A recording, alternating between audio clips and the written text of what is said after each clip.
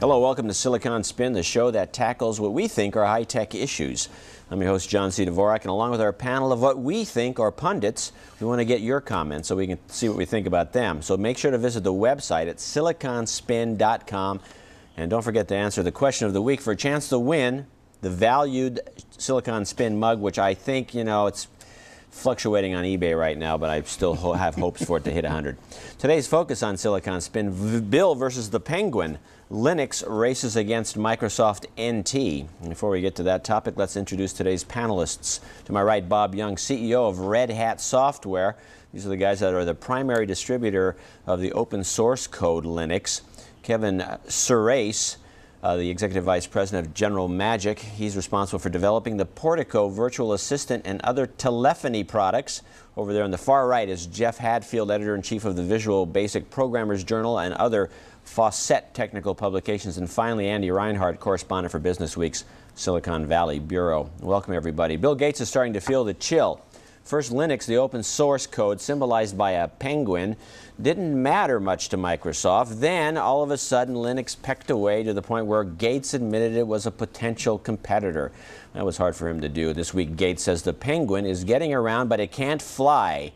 Gates, seen here in a Microsoft video, told an audience in Houston, audience of IT pros, that freeware is confined to simpler applications like word processing and spreadsheets. I don't know what the heck he's talking about, but that's what he said. As for which is faster, as opposed to Linux or NT, an independent study commissioned by Microsoft declares, and believe this is a big shock, declares NT the winner. During the test, NT 4.0 was almost, this is a good one too, 4 times faster as a web server, which nobody else seems to confirm, and 2.5 times faster as a file server. The tests used ZD's benchmarks, and Microsoft supported the NT system, and Red Hat wasn't there. Bob, can you tell us what happened in this, what some people are considering a fiasco? Well, it's only a fiasco, I think, for Minecraft and possibly Microsoft. We don't really know what happened. We weren't, as you say, we weren't there. We weren't invited to participate. We weren't even aware of this challenge. I was talking to a friend of mine, Jason Perlow, who's back in, who does one of the magazines back in, one of the writers in New York, and he told me that the evidence was that Red Hat was de-tweaked in such a way, or the Linux that they were using, whoever's code it was tweaked, and it was just wasn't optimized, and the other stuff was punched up the most. Because isn't in the field, most people, I don't know if anyone can say this is true or not true, in the field, isn't Linux seen as a faster server product? Linux is a very efficient, a very clean OS, runs very effectively if you tune it properly, and you can tune any application and any operating system to run either quickly or slowly, depending on what you're measuring for. So, for example, if you're looking for I/O throughput, you're going to tune your OS differently than if you're looking for number crunching applications, for example. And these guys clearly had an interest in making Microsoft look good. The exciting bit of this sort of story, though, the series that you just mentioned, is that previously, Microsoft had a reason to ignore Linux because the very act of acknowledging Linux gave it credibility that they didn't want it to have. Right, and I can't blame them for that. Exactly, but suddenly you have Microsoft acknowledging Linux all over the place. Clearly, Microsoft have determined that Linux have a big enough market share and a big enough momentum in the marketplace that they can no longer ignore it, and the cost to them of acknowledging it and competing with it is less than the cost to them of trying to beat up on it and giving it credibility. So, so we think this is sort of a watershed moment in the market acceptance of Red Hat Linux and Linux and open source in general. Can I ask you a question I've always wanted to ask, though? What makes Linux any different from just being this year's Unix? Great question. And we actually had, we've had a bunch of major CEOs at major corporations who, when we approach them, they say, now, why does the world really need another operating system? And you've seen a whole bunch of these, IBM's OS2 and this sort of thing. The primary difference is the open source model under which this stuff is built. Right. Because for the first time, the end user and the industry at large has real control over the operating systems they're using. And when you think about it, an operating system is an infrastructure layer item. We all have to use operating systems. It's like the highway system that we all drive our cars on and all the trucking companies use. And imagine one trucking company owning that highway system. They could not only charge whatever toll they wanted, they could redirect the highway to serve their customers better than their competitors' customers. And this is putting the OS in the public space where both the users and the other industry suppliers have as much control over the infrastructure layer as Red Hat does. Our role is effectively we're the maintenance company over the Linux OS that you choose to buy from us. Right. But Bob, my question is not necessarily, I'm not arguing your point that it's a threat to Microsoft. We did a survey on our website on devex.com where we asked what they thought the biggest threat to Microsoft was, and second only to Microsoft themselves was Linux. But my question is, if one company, you don't want one trucking company to own everything, but isn't it possible that you might want more than one company to be driving trucks over it? I have no issue with that. But do you want multiple people building the road? And I think that's the question we're asking about. I mean, I'm trying to extend your metaphor. Have you been a on little a further. Caltrans road recently? Exactly, that's what I'm saying. I mean, you know, you don't know. But then again, do you want, you know, when you drive through this county, do you want this person to have built this part of it, and so on and so forth? When I've taken the Linux plunge myself to try and figure it out, and for a server installation, I have no problem with it, but there's no way I would have known the tweaks. I wouldn't have presumed to know the tweaks. Even more to the point, do you want to have to get out of your car and build your own road in front of you before you can drive on it? I mean, as a consumer operating system, I don't think we're talking about a real phenomenon here yet, which is why I'm astonished that Gates would say something like spreadsheets and word processing. Well, we think that relates to his implied threat to port, of course, Office to Linux, and we're very excited about that comparison for spreadsheets. He'll never do it. But in actual fact, keep in mind that while we don't differentiate between desktop and server OS, we ship you a complete OS that can be used for both. There are two separate markets. And no one actually buys operating systems, they buy applications. And so that on the server, we have all the applications. We have Oracle, we have Sybase, we have IBM's DB2. On the desktop space, you go into CompUSA, you aren't going to find very many applications that run on Linux. Right. So the net effect is we got a long way to go before we're going to have those applications, the TurboTax, the QuickBooks, the games that you're looking for to make Linux successful in your basement.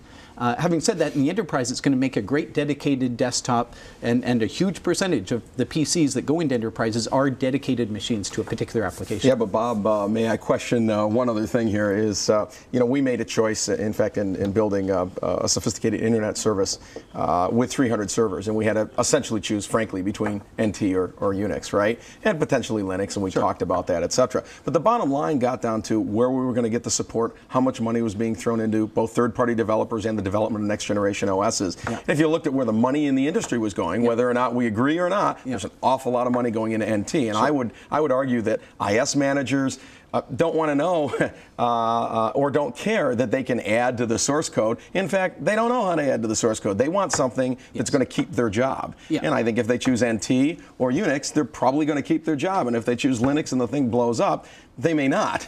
So how do you answer that? I'm so far over on your side on that one. Actually, I'll tell you what, why don't we take a break and then we'll get back to the answer to that question right after this.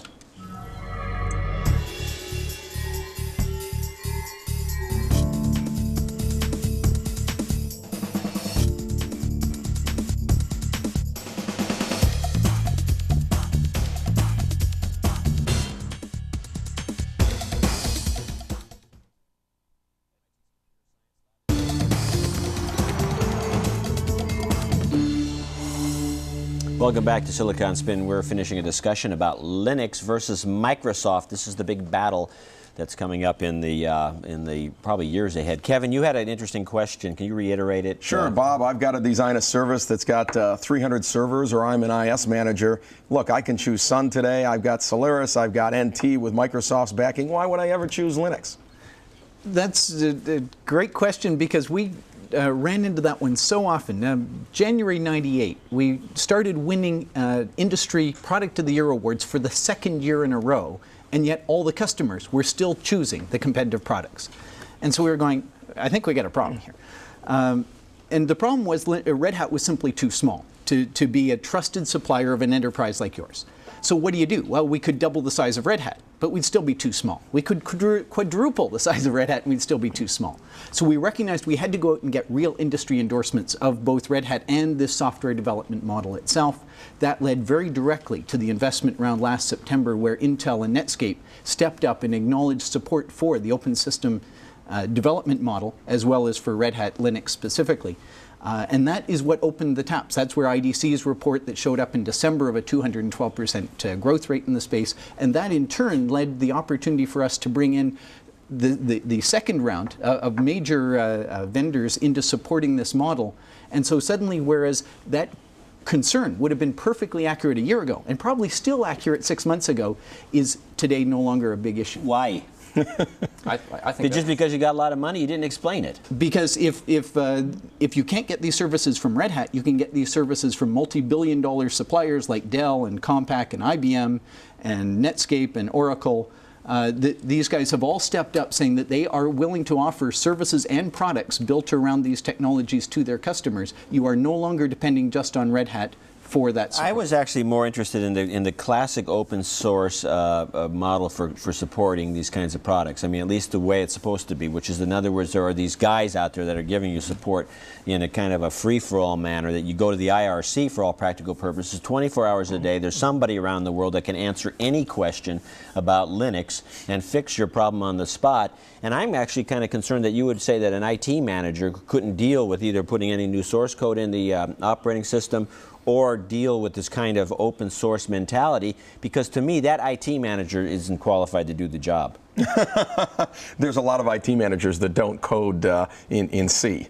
I mean, a lot of them are focused on running their IT department for their company. They don't care that it's open source or not open source. And you don't think they should have some people that can do a couple of lines of code somewhere in the company? No, John, the issue is the IT manager's job is not to solve today's problem. His job is to worry about the problems that are going to come up in 5 years. When he adopts new technology, he's got to worry that he gets a 5 year. That knows something? And he's got lots of these guys, and they've all been installing Linux solutions all across his corporation. But the catch is his job depends on the success of that technology solution 5 years down the road, and he can't trust some nameless kid on the net who solves his problem today being around 5 years from now. Well, and that's where Compaq and IBM stepping up to support this is so important for this model to actually make headway in. So you think that's the big turn for you? You've got some big partners that are going to help support it, and that's going to make people feel much more comfortable. This comes back to the original point. This is why Microsoft are now publicly saying Linux is evil, because they recognize. And slow, by the way. The big point, and this is what we hear from developers worldwide, is not that they're not interested in Linux. I mean, if there's a target market for Linux, it's the people that like to tinker, and those are developers and IT managers. Absolutely. So at this stage, I see no problem with prototyping, but Bob's mentioned that he's got a company full of guys who've been playing with Linux. Is possible, but unlikely. If I were staking a career as a developer or as an IT manager, I would still be looking at something that's entrenched, that's got an established third-party development model, as you talked about, that's got established development tools to solve my application customization issues. That is something established. Now, I may prototype on Linux, but I think it's still premature to dive into that. Don't you think it's a little old-fashioned, the way you're thinking? I'm an old-fashioned guy. And whatever you do, you look like an old-fashioned guy. Jeff, whatever you do, don't tell us what your email address is, because it's going to be full. Oh, no, I'm not, you can. Again, I'm not arguing that Linux has a lot of value. I'm just saying that at this stage, I think you're taking a risk to go with it, and that's just based on. Yeah, that's Jeff Hadfield, editor-in-chief of Visual Basic Programmers Journal. You can probably find it. It won't take any talent to find his email address. That's right. Coming up on Silicon Spin, the stock went up and the handcuffs went on. An arrest in the case that pumped up Pergain stock. Next.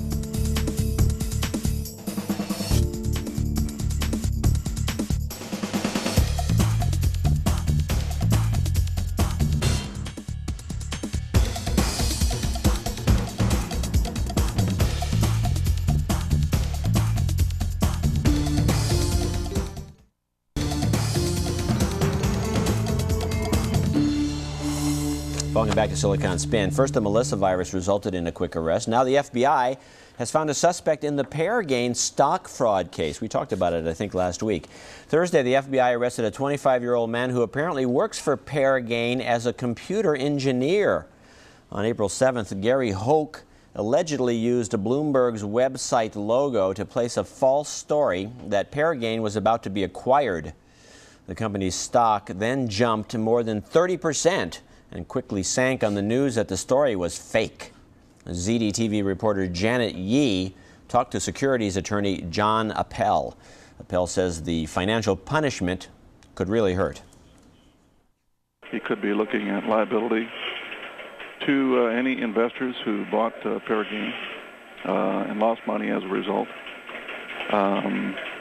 His employer could certainly be looking at civil liability, particularly if the employer had any knowledge whatsoever about the activity. Well, prosecutors say there's no indication that higher-ups were involved. Appel said the company could still face penalties. Andy, why would a 25-year-old IT pro imagine he could get away with this kind of a rather dubious hack? Well, I can't vouch for the technical side of it, but I suspect he was playing on a lot of gullibility and vulnerability that's sort of inherent in the internet culture. I mean, people have a tendency to believe what they see on screen. Was it an April Fool's joke, maybe? Has anybody brought that possibility up? Did it run on April 1st? Well, maybe April 7th, but maybe he missed the deadline. In all seriousness, I think that you know, financial and investment information on the web is to be taken with a considerable grain of salt.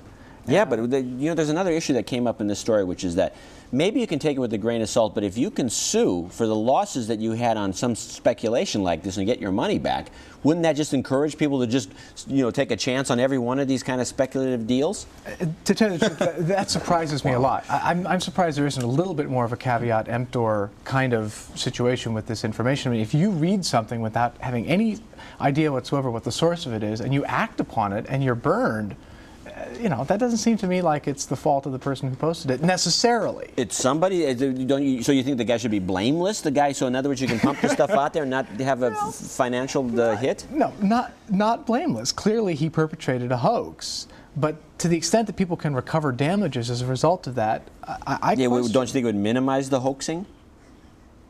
If people are prosecuted for hoaxing? Right, and made to pay all the losses of every investor who got suckered? It's clear I haven't thought this all the way through. Well, I'll tell you, in this particular case, for anyone who's been in a public company before, you absolutely know that you cannot disseminate any information that's even just the hint of possibly incorrect. Just the hint. Right. And for an employee, it's one thing for someone on the web to post something about someone else and you can already get in trouble. But as an employee of a public company, to post something like that and hoax it up with the Bloomberg logo and everything, he clearly didn't understand the SEC rules at all.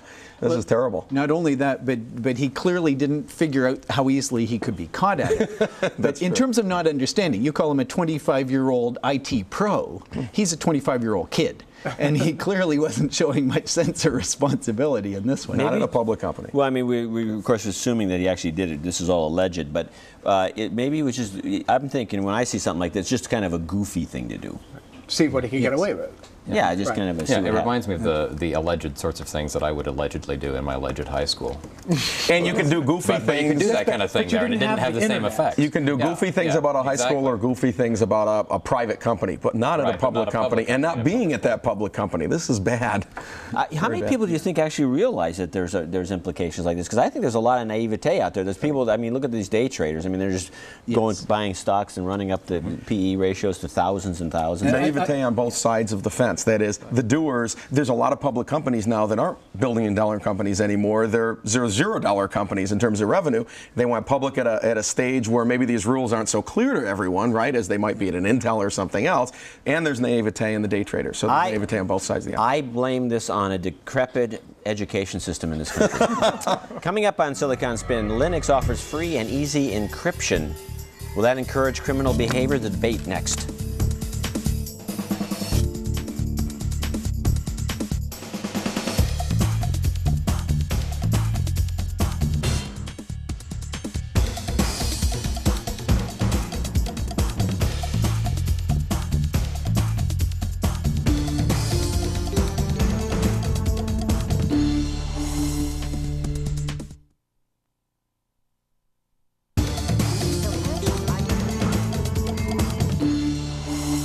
Welcome back to Silicon Spin. Big Brother may be watching you at home and at work. An AT&T survey found consumers like seals of privacy if they're not confused by them.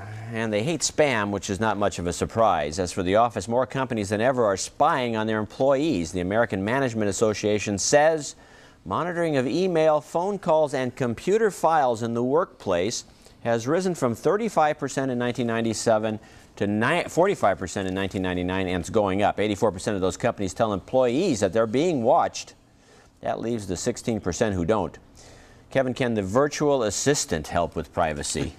Well, we'd have to spend a lot of time defining it, but basically a virtual assistant is something that lives on the internet and puts all of your stuff there in a very private way that's highly encrypted and highly secure. So in some way, in this workplace scenario, sure, because you could have all of your communication occur out on the internet, including your faxes, your emails, and your voicemails, and your stocks, and your calendar, etc., in which case your employer wouldn't be able to get to them through their normal... Hotmail. Hotmail Whatever. to the nth degree. That's exactly right. Exactly right. And is your communication between your desktop and your assistant, your virtual assistant, is that private? HTTPS, absolutely. Secure link all the way around. So that wasn't the main reason we developed the technology, but it can afford some privacy, absolutely. But to add to this topic, interestingly enough... Can employers still find a way to tap in by like having a camera over your shoulder or something like that? I mean, there's a lot of systems, things now with the camera built into the little... Well, they'd also have to tap the phone, and they'd have to tap your cellular phone, You've never called a company and said this call may be monitored? Yes, but not from a cell phone. You pick up a cell phone, a digital cell phone, and you're calling your virtual assistant. You've got access to your email, your voicemail, your faxes, your pages. Very tough to get at. Very tough. Wasn't the preferred method by employers, though, to embed transistors in your head? You know? Running Linux, as a matter of fact. One of the better applications. It won't crash. Okay, so here we have a problem. You're using a very highly encrypted private virtual assistant, and you decide to launch a phony rumor about your company's being bought by another company. And they can't track you down. Well, this is the zero knowledge scenario, right? For those who are familiar with the concept. No, I'm not. Tell me. Okay, Zero Knowledge is a company. They're in Canada. I'm not the expert on them, but their intent is to create gateways that you can route anything through, including news to news groups or web pages or whatever, and they instantly erase everything that went through them. So and this is different than the anonymous servers that are in Finland. It's even significantly different because everything's erased forever. Instant erasure, and so there's no tracing at all, which probably scares the FBI and probably scares a lot of people, but it will offer complete anonymity for anyone who wants to post this kind of stuff on the web. Wow. Yeah. But it's basically turning the web back into a conversational mode. I mean, we don't record every conversation we have privately with people. Why should we be recording every conversation? Because it isn't private on the web. If it was between you and I, well, that may be fine. But if it's between me and 50 million people who see it, maybe not fine anymore. But you're only deleting the private emails, aren't you? Or are you talking about deleting news group conversations? Again, Zero Knowledge is a technology that allows you to erase all of the tracing all the way through your ISP and all the way back, all the way from your desktop. So it's desktop encryption all the way through, and all the traces are erased. So there's no track of where you posted, what you posted, and how it got there. I actually, I've got to. We're going to have to look into this. Yes, absolutely. Yeah. Anyway, I'd like to thank our panelists, Jeff Hadfield of Fawcett Publications, Bob Young of Red Hat Software, Kevin Surace of General Magic, and Andy Reinhardt of Business Week. I'm John C. Dvorak. Thanks for watching Silicon Spin.